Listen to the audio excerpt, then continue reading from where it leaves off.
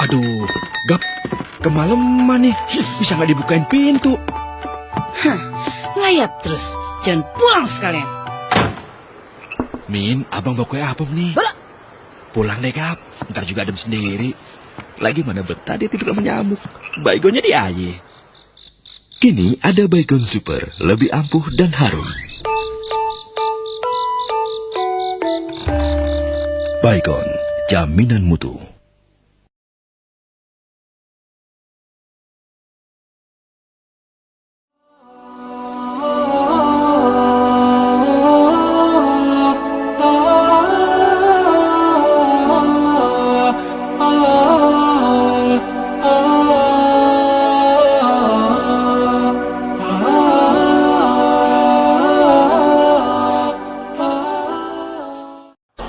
الحمد لله رب العالمين والصلاة والسلام على أشرف الأنبياء والمرسلين سيدنا ومولانا محمد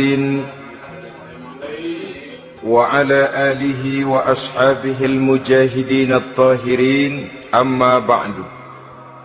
Saudara-saudara kaum muslimin seiman dan sekeyakinan yang berbahagia, pada suatu hari, seketika sedang berkumpul dengan para sahabat, Rasulullah pernah memberikan peringatan.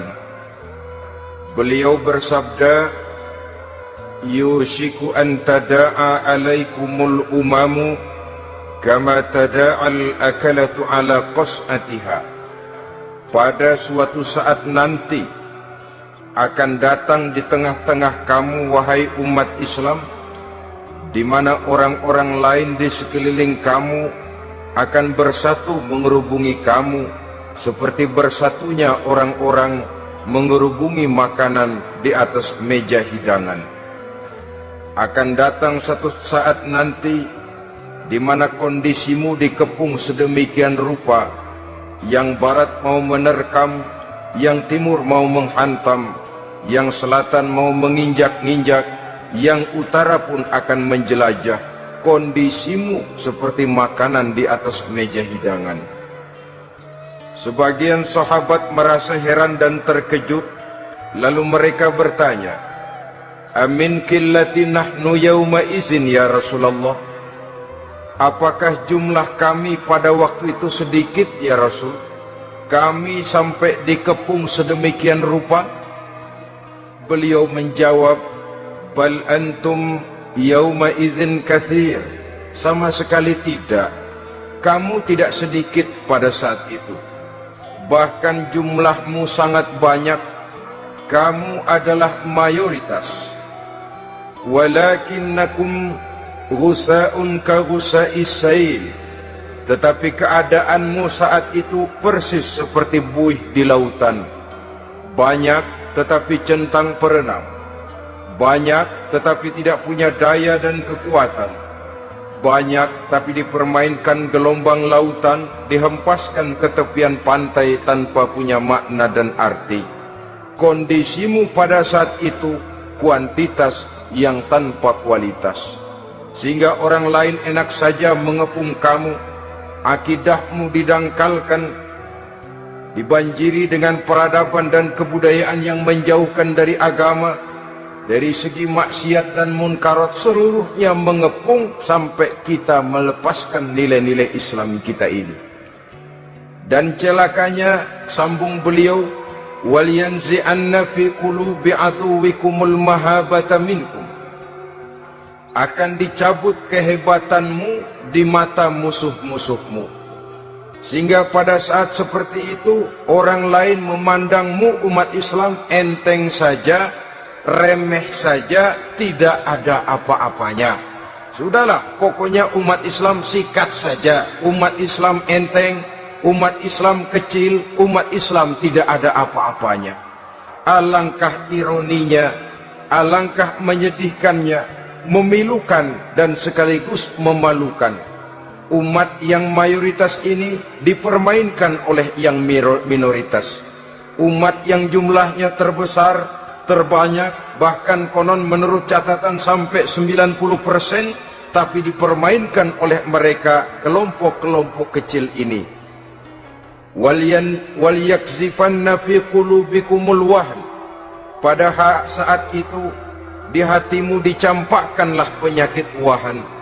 Sahabat kemudian bertanya, "Wa mal wahnu ya Rasulullah?"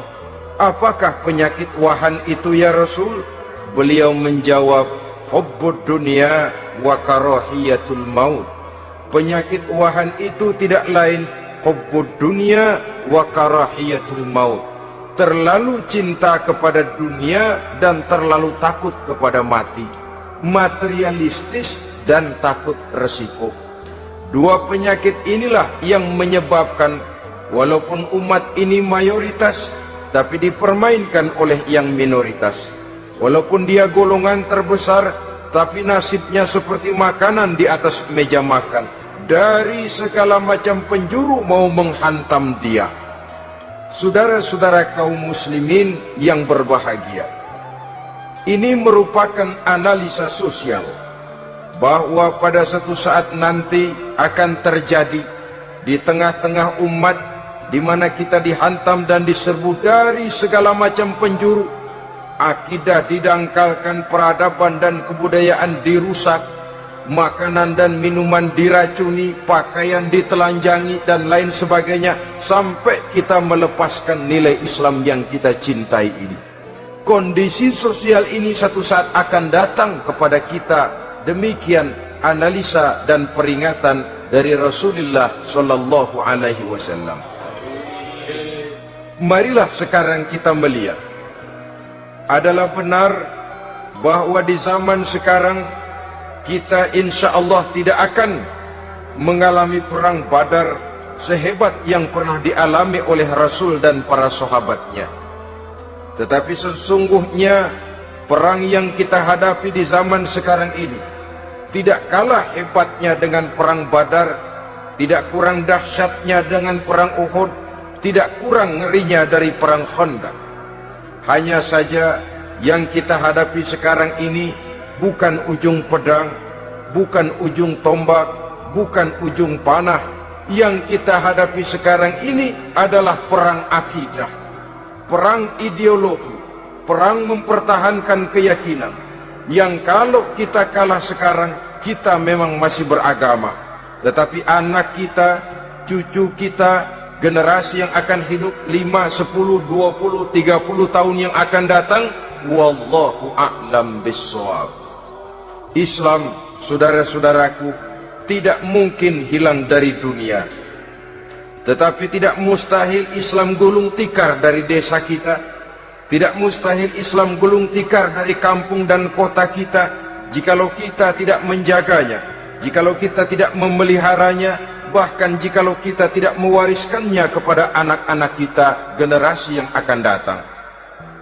Marilah kita mengingat sejenak bagaimana Islam di Spanyol yang pernah jaya, pernah mewarnai daratan Eropa, dan yang sekarang hanya sekedar tinggal ceritanya saja.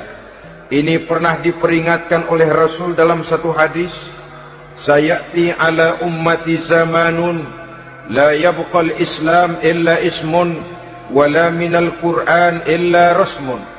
Akan datang satu masa di tengah umatku di mana pada masa itu Islam ada tapi hanya tinggal sekedar namanya saja, dan Quran pun ada tapi cuma sekedar tinggal tulisannya saja. Apabila kita tidak mewariskan ini kepada generasi yang akan datang, maka serbuan-serbuan dari berbagai macam penjuru dari hari ke hari semakin kita rasakan kehebatannya. Tidak mustahil sejarah Spanyol akan terjadi di desa kita, akan terjadi di kampung kita, akan terjadi di kota kita. Orang Spanyol, kalau mereka cerita kepada anaknya, mereka akan cerita, "Nak, di sini dulu ada masjid." "Kapan, Pak?" Dulu bener dah. Banyak orang Islam kalau hari Jumat pada sembahyang, "Kapan itu, Pak?" Dulu sekali. Sekarang cuma sekedar tinggal ceritanya saja. Bukankah sesuatu yang sangat tidak mustahil apabila kita tidak menjaga dan mewariskan Islam ini kepada generasi yang akan datang, maka serbuan-serbuan akan membawakan hasil yang diinginkan oleh para penyerbu itu tadi. Kita sudah menjadi umat yang mayoritas, tetapi umat yang mayoritas ini menurut Rasul dikepung sedemikian rupa, akidahnya didangkalkan, peradaban dan kebudayaannya ditekan sedemikian rupa, kehidupan sosialnya dibuat individualis, kemudian dari segi pergaulan, pakaian, makanan, minuman dan sebagainya diracuni, sampai dia tidak lagi berpegang teguh kepada agamanya. Dan dikala itu hilang kehebatan umat ini di mata musuh-musuhnya. Orang lain memandang kita ringan saja, enteng saja, satu umat yang sudah kehilangan wibawa. Padahal konon kabarnya kita mayoritas, tapi enak saja dikutak-kutik orang lain. Dan dikala itu di hati kita merajalela penyakit wahan. Penyakit wahan itu apa? Pertama, hubbud dunia, terlalu cinta kepada dunia. Terlalu cinta kepada dunia yang menyebabkan kita lupa akan tanggung jawab dan kewajiban, lupa meneruskan dan mewariskan Islam kepada generasi yang akan datang. Kita berlomba dan berlomba hanya untuk mengejar dunia dan seluruh isinya, baik dia bernama material, baik dia bernama seksual, baik dia bernama pangkat, jabatan dan kedudukan. Berlomba-lomba kita di dalamnya, sampai tercampaklah penyakit hubbud dunia di dalam hati ini. Berurat dan berakar dunia itu, sulit dan berat kita berpisah daripadanya. Akibatnya kemauan untuk berbuat demi dan atas nama agama sangat sulit terwujud di dalam kehidupan ini. Yang kedua, karahiyatul maut, terlalu takut kepada mati. Baik mati ajal, mati dalam artian yang sebenarnya, baik mati usahanya, baik mati karirnya, baik mati pangkat dan jabatannya. Sehingga dengan demikian akibatnya jatuhlah kita menjadi umat yang kehilangan wibawa di mata orang lain. Saudara-saudara kaum muslimin rahimakumullah, saya katakan tadi, perang yang kita hadapi di zaman sekarang adalah perang akidah. Perang menghadapi peradaban dan kebudayaan yang menghancurkan moral daripada anak-anak kita. Perang menghadapi banjirnya maksiat dan munkarat, yang di tengah-tengah itu, di samping berkewajiban menjaga diri dan keluarga, kita pun juga berkewajiban menjaga anak-anak kita, generasi yang akan datang, mengarahkan dan mendidik mereka sesuai dengan yang dikehendaki oleh Allah Subhanahu wa ta'ala. Oleh sebab itu, pada pertemuan kali ini yang akan saya bicarakan ialah bagaimana idealnya seorang muslim lebih dahulu memberikan pendidikan kepada anak-anaknya. Di tengah satu situasi dan kondisi di mana serbuan datang silih berganti melanda dan menghantam umat Islam, kemana anak-anak kita ini harus kita arahkan? Karena kita orang tua mempunyai tanggung jawab. Anak adalah amanah, menyia-nyiakan amanah adalah dosa, dan dosa itu merupakan satu dosa yang besar. Bahkan orang tua bisa saja masuk neraka kalau tidak bertanggung jawab tentang anak-anaknya. Satu riwayat menjelaskan, ada orang soleh, ngajinya cukup, solatnya cukup, puasanya cukup, zakatnya cukup, di mana ada majelis taklim hadir, baca Quran hobi, fitnah orang tidak pernah. Di akhirat setelah disidang dia ternyata lebih banyak kebaikannya daripada kejahatannya, maka dia pun diperintahkan dan dipersilahkan masuk ke dalam surga. Giliran anaknya disidang, biang okem nih anak.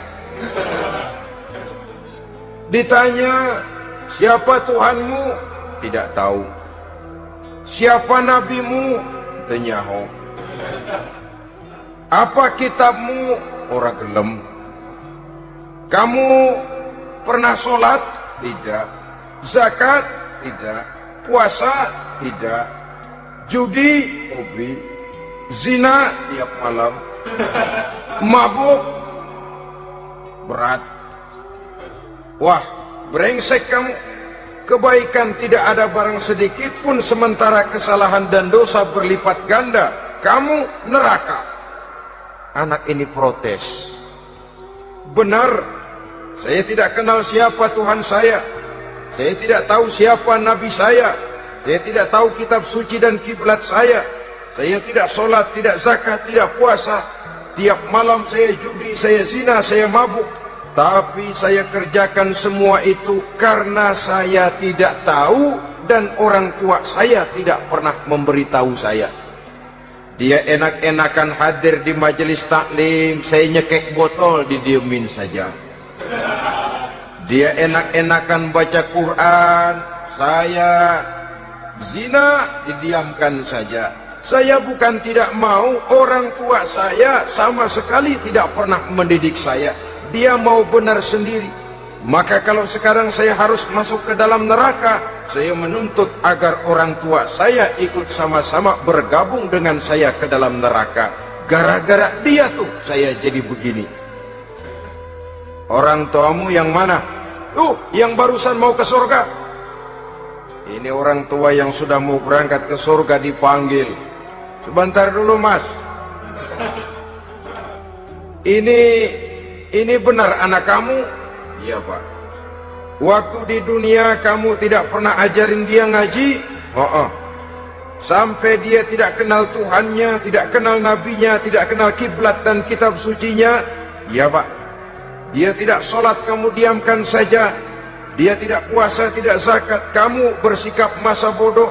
Bahkan dia judi, dia zina, dia mabuk, kamu pun berdiam diri saja. Iya, Pak. Tahukah kamu bahwa anak ini adalah amanah? Menyia-nyiakan amanah artinya khianat, dan khianat adalah dosa yang sangat besar. Kamu tidak bertanggung jawab, maka kamu, anakmu gabung ke dalam neraka. Saudara-saudara kaum muslimin rahimakumullah, itu sebabnya Allah pesan benar-benar, ya ayyuhalladzina amanu qu anfusakum wa ahlikum nara. Hai orang-orang yang beriman, jaga dirimu dan keluargamu, istri, anak, orang-orang yang menjadi tanggung jawab dan kewajiban kita, jaga dan pelihara mereka dari api neraka. Saudara-saudara kaum muslimin, lalu kalau kita orang-orang tua yang hidup di zaman sekarang ini sudah sering beristighfar, mengurut dada, melihat situasi, membaca peta keadaan, konon tantangan yang akan dihadapi oleh anak-anak kita 15, 20, 25 tahun yang akan datang jauh lebih berat dari apa yang kita hadapi sekarang ini. Maka adalah wajar jika kita sebagai orang tua yang cinta kepada agama, cinta kepada anak-anak kita, berpikir untuk mewariskan nilai-nilai yang luhur ini kepada anak-anak kita generasi yang akan datang. Bagaimana pada mulanya kita harus mendidik mereka? Mari kita telusuri apa yang dicontohkan oleh Al-Quranul Karim.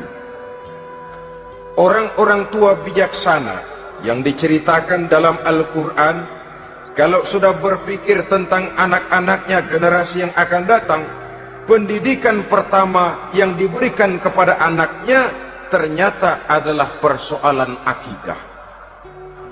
Nabi Ibrahim, pertanyaan yang paling merisaukan beliau buat anak cucunya ialah, ma ta'buduna min ba'di.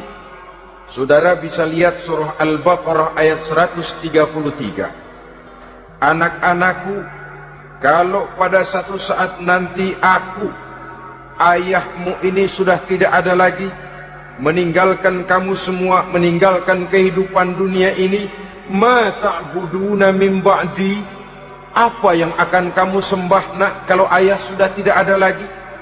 Jikalau ayahmu sekarang masih rajin ke masjid, melakukan rukuk dan sujud, iktikaf dan membaca Quran, kalau satu saat ayahmu meninggalkan dunia ini, masihkah engkau mau ke dalam masjid? Masihkah engkau rukuk dan sujud? Masihkah engkau i'tikaf? Ma ta'buduna min ba'di? Apa yang akan kamu sembah kalau aku ayahmu tidak ada lagi, nak? Ditanamkan bukan hanya keyakinan bertauhid, sekaligus juga menyembah kepada Allah yang kita yakinkan dengan tauhid itu tadi. Bukankah berbeda dengan kita kebanyakan orang tua sekarang? Kita tidak pernah berpikir ma ta'buduna min ba'di. Kalau bapak tidak ada, kamu nyembah apa, nak? Kita orang tua sekarang pagi-pagi malah berpikir ma ta'kuluna min ba'di. Kalau bapak enggak ada, kamu nanti makan apa, nak? Bukan nyembah apa yang kita pertanyakan, bukan nyembah apa yang kita khawatirkan, makan apa, nak? Maka yang dicari lalu sekolah-sekolah yang bonafit, yang tidak peduli apakah itu merusak imannya, mematikan akidahnya, menghancurkan keyakinannya. Yang penting ada jaminan hari depan bisa dapat lapangan kerja. Akibatnya berduyun-duyun orang-orang tua muslim menyekolahkan anaknya di sekolah-sekolah yang bukan Islam, yang nyata-nyata membahayakan akidahnya, dididik dengan kultur dan budaya yang bertentangan dengan nilai-nilai agamanya. Bukankah ini berarti merelakan anak untuk dikafirkan? Bukankah ini artinya menyerahkan anak untuk ditulis menurut selera para pendidik yang tidak sesuai dengan nilai akidah yang dimilikinya? Mengapa kita tidak berpikir seperti Nabi Ibrahim, yang sebelum memberikan pendidikan kecerdasan, sebelum pendidikan matematika, IPS, PSBB dan disiplin ilmu lainnya, yang pertama ditanamkan ma ta'buduna min ba'di. Kalau ayahmu tidak ada, kamu menyembah apa, nak? Menyembah Allah apa nanti malah menyembah harta? Menyembah Allah apa nanti malah mendewa-dewakan pangkat dan jabatan? Menyembah Allah apa malah nanti menyembah alam? Itu yang dikhawatirkan Nabi Ibrahim kepada generasi yang akan datang. Dan itu saudara-saudara yang seharusnya mengkhawatirkan kita kepada anak-anak kita, generasi yang akan datang. Lihatlah serbuan akidah di zaman sekarang ini. Dimanfaatkan kemiskinan kita umat Islam. Diberikan kita tawaran berupa beras, pakaian, obat-obatan, kalau perlu beasiswa, asal bisa melepaskan keislaman kita ini.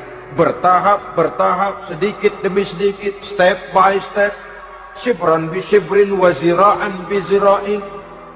Dan harus saya ingatkan, orang di zaman sekarang tidak mungkin menghantam Islam secara frontal. Tidak mungkin menghantam Islam terang-terangan, apalagi mengerahkan satuan militer. Tidak. Orang berhitung bagaimanapun kondisi dan kualitasnya umat Islam, mereka masih punya satu modal penting, fanatisme agama. Kalau ini disulut, api jihad segera berkobar, dan hanya maut yang bisa menghentikan orang yang dibakar dengan semangat jihad. Orang tahu itu. Betapa Uni Soviet kedodoran menghadapi mujahidin Afghanistan yang disulut oleh semangat jihad yang berkobar dengan persenjataan yang primitif ketimbang persenjataan Uni Soviet. Entah mereka pantang surut mundur ke belakang. Jadi jangan mimpi bahwa orang mau menghantam Islam ini dengan melarang pengajian, meruntuhkan masjid, menyegel pondok pesantren. Tidak. Melarang orang sholat. Tidak. Kalau perlu masjid diperbanyak, musola diperbesar. Tapi bikin itu masjid seperti museum. Besar, megah, mercusuar, tapi bikin seperti museum. Tempat orang kagum, tempat orang memuji, tapi sunyi dari nilai-nilai ibadah. Saudara-saudara kaum muslimin, untuk sampai kepada penghantaman akidah jalan yang paling mudah dirintis sekarang ini secara bertahap dan sistematis memisahkan umat Islam dari Islamnya. Biarkan mereka bernama Muslim. Biarkan di atas kartu penduduknya tertulis agama Islam. Tapi tanamkan budaya-budaya yang menyebabkan cara bergaul mereka, cara berumah tangga mereka, cara bertetangga mereka, sampai kepada cara mereka berpakaian, cara mereka bergaul, cara mereka makan dan minum, cara mereka mendidik dan menyekolahkan anak, sama sekali tidak lagi mencerminkan nilai-nilai yang Islami. Itu sudah satu usaha yang paling praktis, memisahkan umat Islam dengan Islamnya. Kalau sadarlah kita ke arah ini usaha orang di zaman sekarang, maka yang harus pertama kita tanamkan kepada anak-anak kita, didik mereka dengan jiwa tauhid yang mengkristal di dalam batinnya, meresap sampai ke tulang sumsumnya, yang tidak akan sampai pun nyawa berpisah dari badannya, akidah itu tidak akan berpisah dari hatinya. Bahkan dia sanggup dengan tegar berkata, lebih baik saya melarat karena mempertahankan iman daripada hidup mewah dengan menjual akidah. Satu khitah, satu garis kehidupan yang perlu kita wariskan kepada anak-anak kita, generasi yang akan datang. Dahulu ada satu tradisi, saudara-saudara. Kalau anak gadis kita dilamar orang lalu bertanya, anakmu mau ngelamar gadis saya, apa sudah khatam Quran berapa kali? Apa sudah bisa baca kitab macam-macam dan lain sebagainya? Sehingga lahirlah satu kebanggaan. Apapun motifnya, tapi pertanyaan semacam ini zaman sekarang sudah langka. Paling-paling yang ditanya kalau anaknya dilamar orang, anakmu kerja di mana? Gajinya sebulan berapa? Kendaraannya bebek apa soang apa-apa? Itu yang kita pertanyakan, berkisar di seputar materi, kerja, job, status sosial dan lain sebagainya. Perkara bisa baca Quran atau tidak, nomor 18. Perkara sembahyangnya rajin apa tidak, nomor 36. Saudara hadirin, akibatnya terjadi pergeseran nilai. Maka mendidik anak menurut tuntunan Quran adalah seperti yang diberikan contoh oleh Luqmanul Hakim, yang diceritakan dalam surah Luqman mulai ayat 11 dan selanjutnya. Apa pendidikan pertama yang harus kita berikan kepada anak? Pertama, ya bunayya la tusyrik billah. Wahai anakku, jangan sekali-kali engkau menyekutukan Allah. Nak, jaga tauhid, pelihara iman, mantapkan akidah. Ini dasar yang pertama. Belum lagi anak mengenal berbagai macam disiplin ilmu, yang pertama ditanamkan tauhid. Ini yang mendasari kehidupan. Ini yang akan mewarnai dan menjadi warna dari kepribadian seseorang. Sentuhan jiwa tauhid di dalam diri si anak. Belum lagi sempat dia kenal yang lain. Yang pertama yang kita tanamkan, kita wariskan, kita berikan, la tusyrik billah.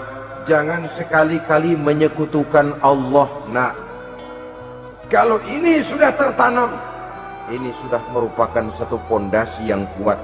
Selebihnya nanti tinggal melihat bakat si anak, kemana dia harus dididik. Yang terpenting nilai iman lebih dahulu tanamkan. Dan untuk menghancurkan nilai keimanan, saudara-saudara, saya katakan, ingatkan kepada hadis di awal tadi, dikepung kita dari berbagai macam penjuru agar bila bisa melepaskan nilai-nilai iman dan keyakinan. Proses pendangkalan akidah, ditanamkan keraguan kepada agama, ditanamkan rasa malu beragama, sholat malu, baca Quran malu, berangkat ke masjid malu, pakai jilbab malu. Ditanamkan rasa malu beragama. Sehingga bertahap sedikit demi sedikit kita mulai berpisah dengan kehidupan beragama. Ditanamkan hal yang sedemikian rupa dari berbagai macam penjuru. Dihantam akidah, akidah kuat. Dihantam dari segi peradaban dan kebudayaan. Diperbanyaklah peradaban dan kebudayaan yang bukan mendekatkan kita dengan agama, malah mendekatkan kita dengan neraka. Menjauhkan kita dari agama, menjauhkan kita dari nilai-nilai luhur yang diwariskan oleh orang-orang tua kita terdahulu.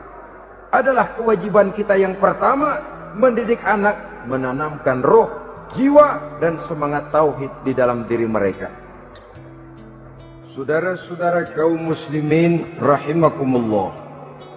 Kenapa kita lebih dahulukan menanamkan jiwa, roh, dan semangat tauhid ini kepada anak-anak kita?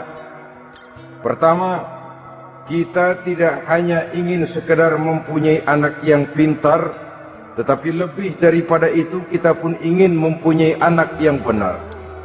Segala macam disiplin ilmu, segala macam bentuk penalaran ilmiah dan pengisian intelektualitas manusia mungkin di satu sisi akan membuat dia pintar, tapi di sisi lain belum tentu akan membuat dia benar. Nabi pernah memberikan peringatan, man izdada ilman wa lam yazdad huda lam yazdad minallahi illa bu'da. Orang yang hanya bertambah ilmu pengetahuannya tapi tidak bertambah hidayah dari Allah, tidak makin mantap keimanannya, maka seluruh nilai-nilai ilmunya hanya akan menjauhkan dia dari Allah Subhanahu wa ta'ala. Dan adalah lebih merupakan azab daripada nikmat kalau kita diberikan ilmu pengetahuan yang hanya akan menyebabkan kita semakin jauh dari Allah Subhanahu wa ta'ala. Yang kedua, sesungguhnya roh, jiwa, dan semangat tauhid yang melekat dalam diri anak pada puncaknya akan melahirkan satu disiplin murni yang tumbuh dari dalam dirinya sendiri, di mana si anak dalam kehidupannya merasakan dimanapun dia berada, kemanapun dia pergi, ia selalu merasakan kehadiran Allah dekat dalam hidupnya. Ia sadar sesadar-sadarnya bahwa tidak ada satu perbuatan yang bagaimanapun kecilnya yang bisa disembunyikan dari kekuasaan Allah Subhanahu wa ta'ala. Yang ketiga, dengan penanaman roh, jiwa, dan semangat iman ini, maka diharapkan anak-anak nanti pada pertumbuhannya sanggup mengendalikan hawa nafsunya. Dengan kata lain, bahwa penanaman jiwa tauhid, penanaman roh dan semangat keimanan ini merupakan kondisi dasar yang harus dilakukan sebelum yang lain-lainnya. Kemudian pendidikan kedua yang diberikan oleh Al-Quran melalui contoh dan model dengan Luqmanul Hakim ini, setelah menanamkan tauhid, ditanamkanlah kepada si anak ini rasa hormat kepada orang tuanya. Wa wassaynal insana biwalidayhi, dan kami wasiatkan kepada manusia untuk berbakti kepada ibu bapaknya. Hamalathu ummuhu wahnan ala wahnin, karena ibunya telah mengandungnya dengan kepayahan di atas kepayahan. Maksudnya dengan kepayahan dan kelelahan yang berlipat ganda. Sehingga ketika Rasul ditanyakan orang, "Ya Rasul, siapa yang paling harus saya taati di dunia ini?" Beliau menjawab, "Ibumu." Kemudian, "Siapa lagi ya Rasul?" "Ibumu." Setelah itu, "Siapa lagi ya Rasul?" "Ibumu." Dan kemudian, "Siapa ya Rasul?" "Bapakmu." Ibu, ibu, ibu, bapak. Bahkan al-jannatu tahta aqdamil ummahat, surga berada di bawah telapak kaki ibu. Bagaimana menanamkan rasa hormat kepada orang tua di hati anak? Tentu yang pertama, bagaimana orang tua bisa memberikan keteladanan. Marilah kita sebagai orang-orang tua ini menyadari bahwa sebelum anak kenal sekolah dasar, sebelum anak kenal TK, ibtidaiyah, sanawiyah, sampai kepada perguruan tingginya, yang pertama dia kenal adalah lingkungan rumah tangganya, gurunya adalah ibu bapaknya. Di sini berlakulah apa yang dinamakan keteladanan. Keteladanan jauh lebih berhasil daripada sekedar teori-teori yang muluk. Keteladanan jauh lebih berhasil daripada berbagai macam indoktrinasi dan penataran. Kurangnya keteladanan akan menyebabkan anak mencari pola.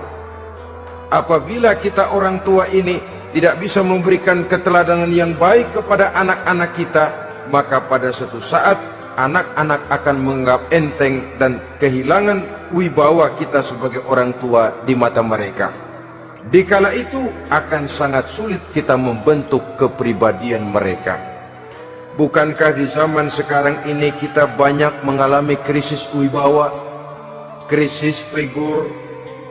Ada yang karena rapotnya merah melulu gurunya dikeroyokin, Pak Guru pulang sekolah dicegat, bahkan nyaris ada orang tua pernah dibunuh oleh anaknya sendiri, dan lain sebagainya. Kasus-kasus yang sebenarnya tidak perlu terjadi, karena memang bukan saja bertentangan dengan nilai budaya kita sebagai bangsa, tapi juga bertentangan dengan ajaran agama kita sendiri. Krisis wibawa, krisis figur, yang juga akibatnya harus kita sadari banyak faktor yang membentuk kepribadian anak. Pergaulannya, yang dibacanya, yang ditontonnya, yang disaksikannya di dalam kehidupan. Benar kita menyekolahkan mereka, tapi berapa jam mereka di sekolah? 6 jam, 7 jam paling lama. Sedangkan mereka hidup satu hari satu malam 24 jam. Kalau cuma 7 jam di sekolah, ini berarti lebih banyak dia di luar sekolah. Dan di luar sekolah itu artinya ya rumah tangganya, ya temannya, ya lingkungan di mana dia tinggal, yang seluruhnya sangat besar pengaruhnya dalam ikut membentuk kepribadian anak-anak kita.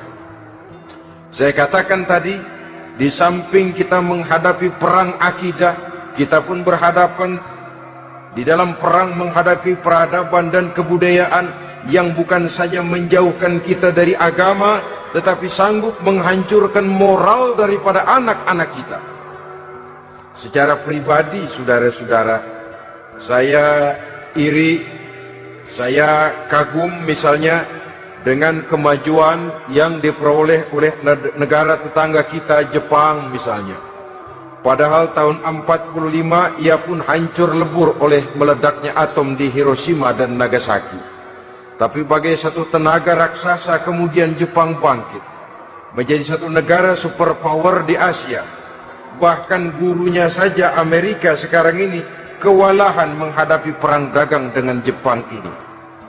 Dan yang menarik, Jepang bisa maju dan modern dengan tetap menjadi Jepang, tanpa harus kehilangan identitasnya sebagai satu bangsa, tanpa harus kehilangan kepribadiannya sebagai satu bangsa.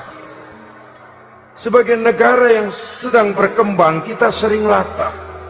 Kita ingin meniru Barat, tapi bukan teknologinya, westernisasinya yang kita tiru, bukan isinya, kulitnya yang kita ambil.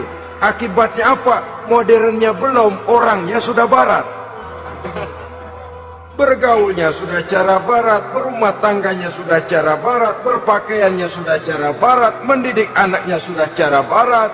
Di mana ketemu orang tua cukup hello daddy. Kulitnya kita ambil, sementara isinya kita campakkan. Ironi dan menyedihkan. Padahal kita sesungguhnya bisa maju dan modern, bisa mengejar segala ketinggalan dan keterbelakangan kita, dengan tetap menjaga nilai-nilai luhur budaya kita sebagai satu bangsa, mengambil isinya, dan kalau memang tidak perlu, lalu mencampakkan kulitnya. Pengaruh peradaban dan kebudayaan yang menghancurkan moral daripada anak-anak kita, oleh pesatnya arus teknologi, oleh pesatnya arus komunikasi, di mana hal-hal yang terjadi di belahan dunia lain dapat kita saksikan hari ini juga melalui layar televisi, yang terjadi di Amerika, di Eropa, di Afrika, di ujung dunia yang paling ujung sekalipun. di ujung dunia yang paling ujung. Hari ini kejadian, hari ini sudah bisa kita saksikan pesatnya arus komunikasi. Kalau jatuh ke tangan anak-anak kita yang belum mempunyai filter daya saring positif, akan dicerna oleh mereka tanpa memilah dan memilih. Akibatnya orang kampung bilang kelolodan. Makan nggak dikunyah lagi, tentu saja akhirnya kelolodan. Dan kalau sudah kelolodan, menyusahkan kita seluruhnya. Oleh karena itu budaya menghormati orang tua perlu dijaga, perlu dipelihara dan diwariskan kepada anak-anak kita. Tali silaturahmi sehingga ada respeknya kepada orang tuanya. Jangan bapaknya dianggap CS, ibunya dianggap CS, kakeknya dianggap CS. Hilang rasa respek, hilang rasa menghormati. Sementara orang tua sendiri tidak bisa memberikan keteladanan, kurang mendapat perhatian dan lain sebagainya. Apalagi kalau baik ibu maupun bapak adalah orang-orang karier yang setiap hari sibuk menghadapi tugas masing-masing. Bapak sibuk rapat, pindah kantor sana kantor sini, ibu sibuk arisan, besarlah anak-anak di tangan pembantu dan lain sebagainya, sehingga dia merasa kurang mendapat perhatian, dan ini akan ikut membentuk warna dari kepribadian yang dimilikinya. Sampai kepada pelosok-pelosok desa, jaringan televisi memang menguntungkan. Tapi kalau sudah sampai kepada menayangkan budaya-budaya yang tidak sesuai dengan pola di mana mereka tinggal, pola lingkungannya, dan ingin mereka terapkan dalam kehidupan, ironi dan menyedihkan. Maka sering dikatakan, jikalau ABRI masuk desa, rakyat beruntung. Jikalau listrik masuk desa, rumah jadi terang. Jikalau koran masuk desa, rakyat jadi cerdas. Jikalau hakim masuk desa, rakyat lalu sadar hukum. Tapi jikalau maksiat dan munkarat masuk desa, minuman keras masuk desa, judi masuk desa, pelacuran masuk desa, rakyat tentu kiamat. Dan kita harus punya budaya untuk memilah dan memilih, mempunyai filter untuk jadi daya saring positif. Oleh karena itu saudara-saudara, tahap kedua setelah menanamkan jiwa tauhid kepada anak, tanamkan rasa hormat kepada orang tuanya. Orang tua itu ibu bapaknya, orang tua itu guru-gurunya yang mengajarkan dia, atau yang dianggap tua yang lebih senior dari dia.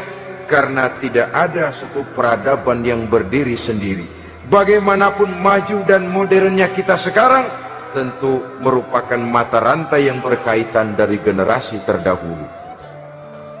Ini yang kedua. Setelah tauhid, berbakti kepada ibu dan bapak. Tidak ada satu kebahagiaan yang bisa ditegakkan di dunia ini tanpa doa, tanpa restu daripada ibu dan bapak. Ini keramat hidup. Doanya dikabul Allah dan kutubnya juga dikabul oleh Allah Subhanahu wa ta'ala. Jadi mendidik anak setelah menanamkan jiwa tauhid, menanamkan rasa hormat dan taat berbakti kepada ibu bapaknya. Itu yang kedua. Kemudian yang ketiga, melalui model Luqman, Quran mendorong kita untuk mendidik anak, menanamkan etika otonom. Apa itu? Ya bunayya, innaha intaku mithqala habbatin min khardalin fatakun fi sakhratin aw fis samawati aw fil ardi ya'ti biha Allah.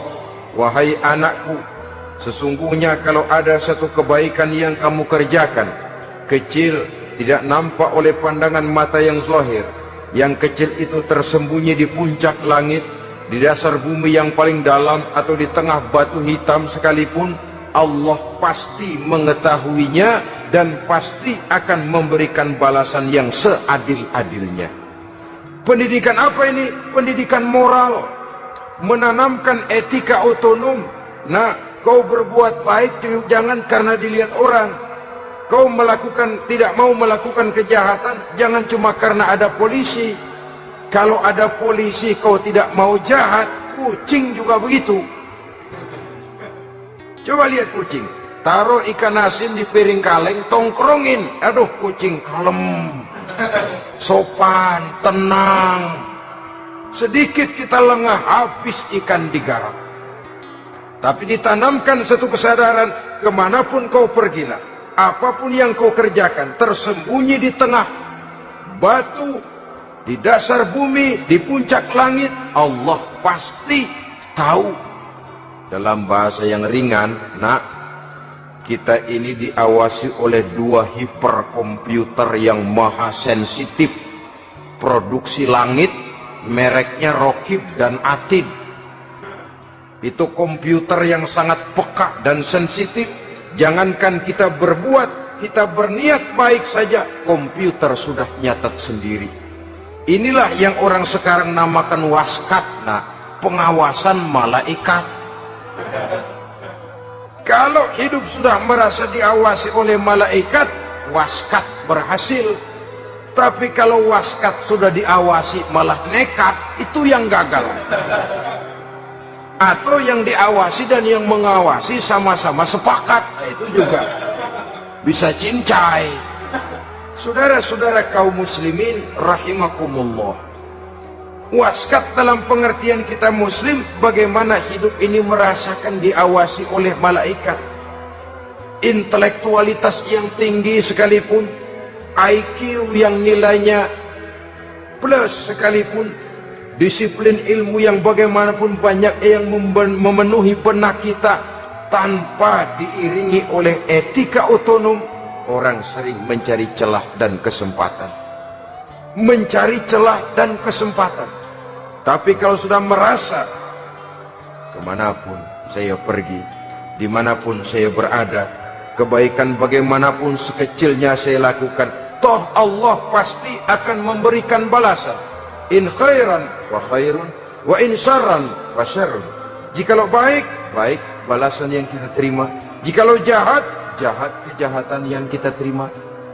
Kalau sudah ke arah ini kita berpikir, maka sesungguhnya kalau kita berbuat baik kepada orang lain, hakikatnya kita sudah berbuat baik kepada diri kita sendiri.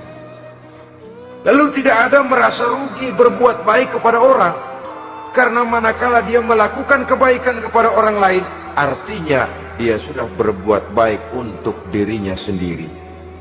Jadi setelah tauhid, kemudian berbakti kepada ibu bapak, yang ketiga baru pendidikan tentang akhlak, tentang moral. Pola ini yang sering terlupakan oleh kita, bahwa bagi kita itu pendidikan tidak lain upaya mencerdaskan otak anak.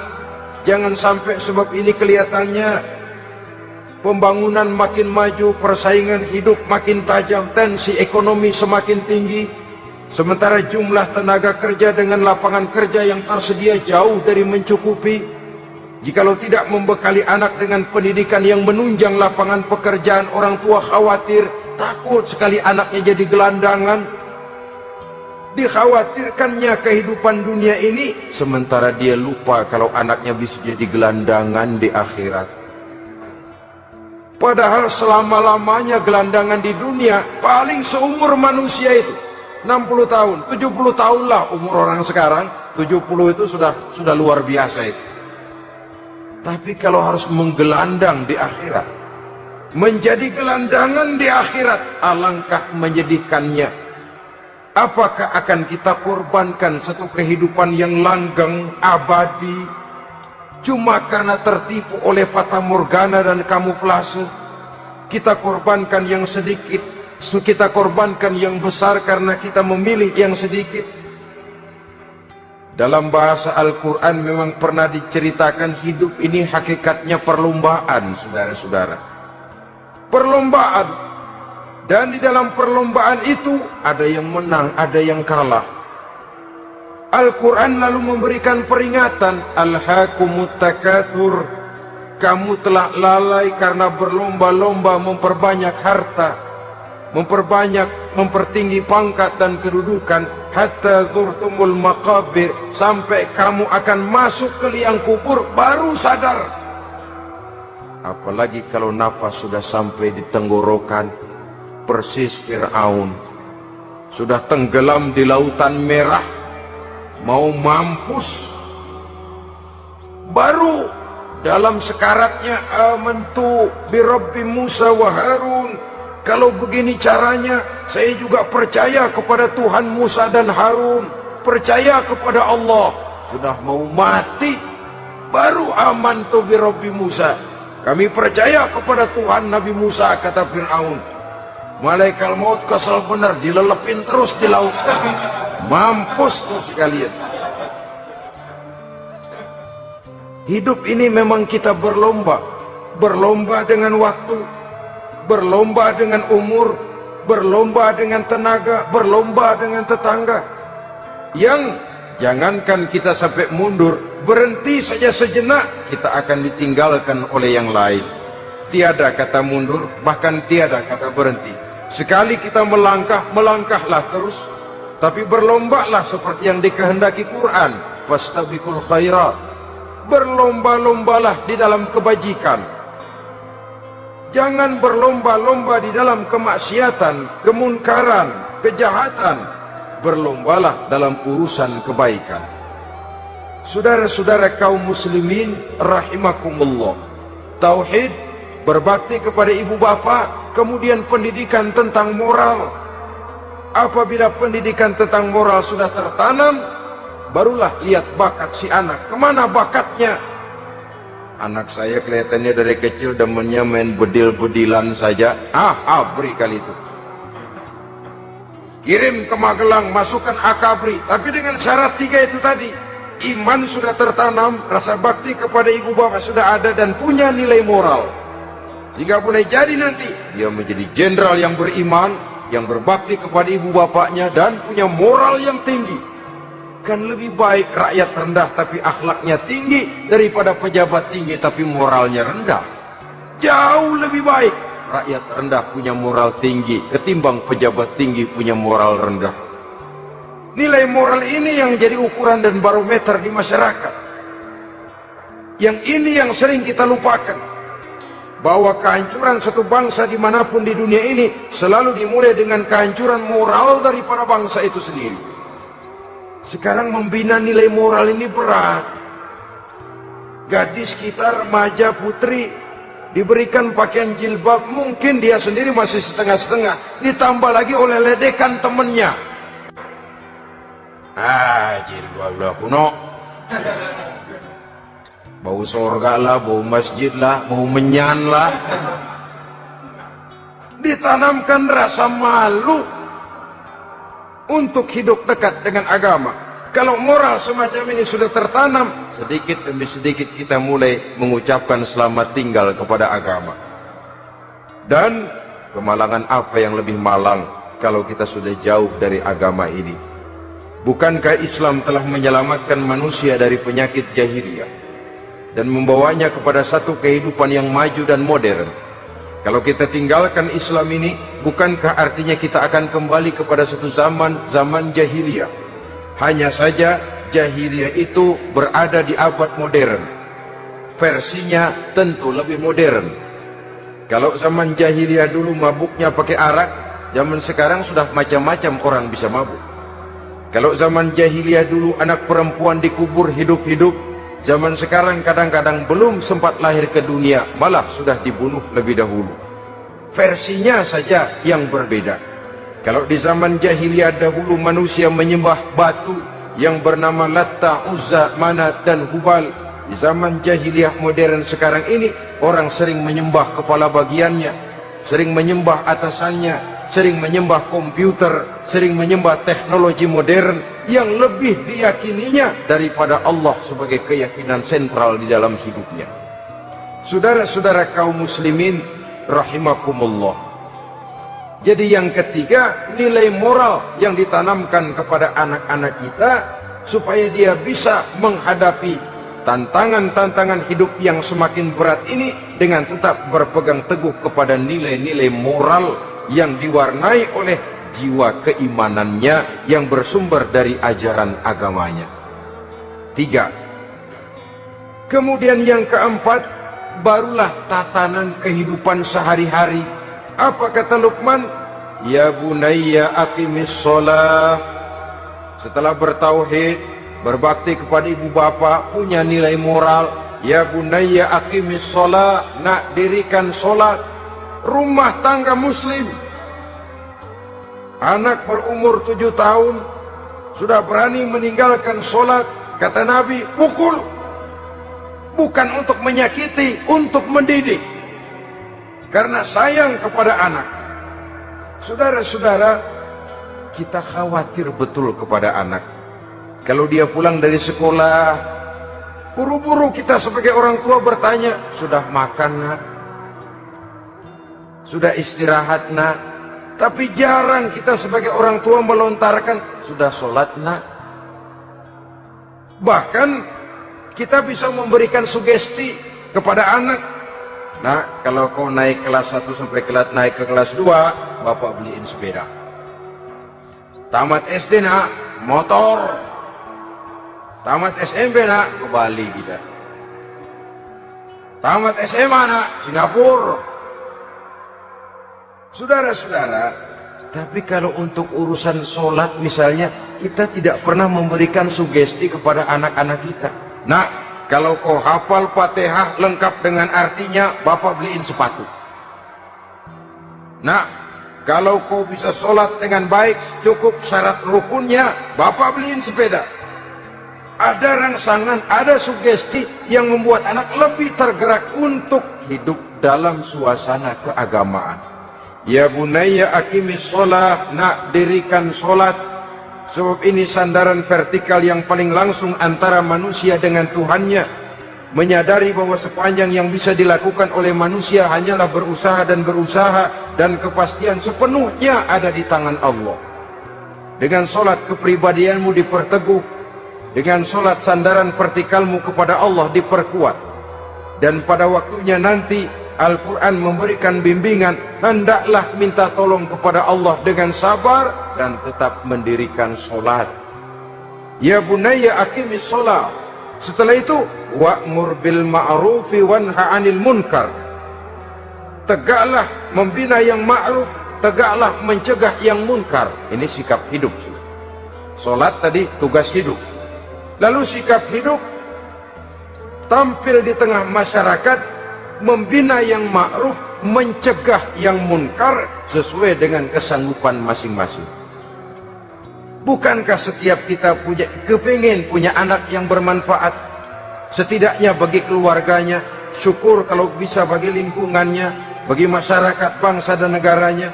Dan satu di antara tanda orang yang bermanfaat, kalau dia bisa hidup menjadi penganjur yang ma'ruf dan pencegah yang munkar. Dan itu kalau tidak ada hidayah, sulit orang mau melaksanakan itu. Sebab apa? Ada kecenderungan belakangan ini di mana agama dianggap urusan pribadi. Sehingga orang lalu sering bilang, jangan bawa agama dah.